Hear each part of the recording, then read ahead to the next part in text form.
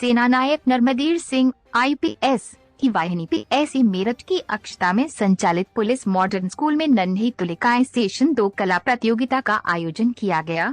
ये कार्यक्रम cash college Roorkee road Meerut के सौजन्य से आयोजित की गई, जिसमें प्रतियोगिता में विभिन्न विद्यालयों की कक्षा नर्सरी से कक्षा 8 तक के 790 बच्चों ने भाग लिया। 8:30 बजे से आरंभ होने वाली इस प्रतियोगिता के लिए 8:30 बजे से ही अभिभावकों के साथ प्रतिभागियों का स्थल पर आना आरंभ हो गया।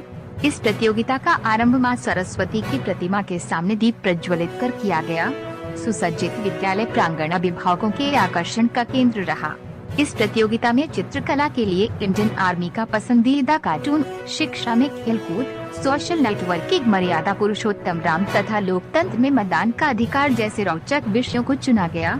चित्रकला प्रतियोगिता के साथ साथ अभिभावकों को भी अपनी कला एवं योग्यता प्रदर्शित करने के लिए खुला मंच प्रदान किया गया, जिसमें अभिभावकों ने बढ़ चढ़कर हिस्सा लेते हुए मधुर गीत गाए, शेरो शायरी एवं कविता सुनाकर खूब वाहवाही लूटी।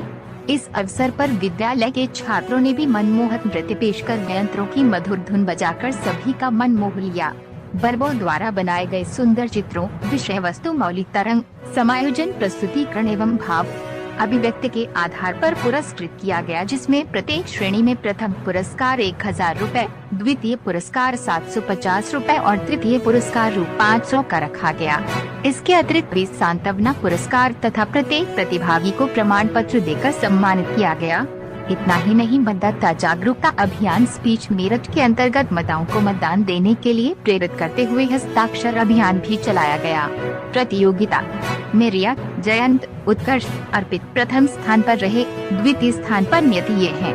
कार्यक्रम को सफल बनाने में कुमारी वंदना, श्रीमती प्रिया अग्रवाल, श्री मनीष कुमार एवं समस्त स्टाफ का योगदान रहा। मेरठ न्यूज 24 लाइव के लिए मेरठ से हमारे संवाददाता सुमित ठाकुर की खास रिपोर्ट।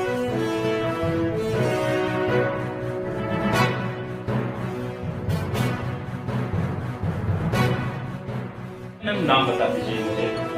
हमारे विद्यालय का जी, police modern school 6 battalion Meerut. आपका नाम?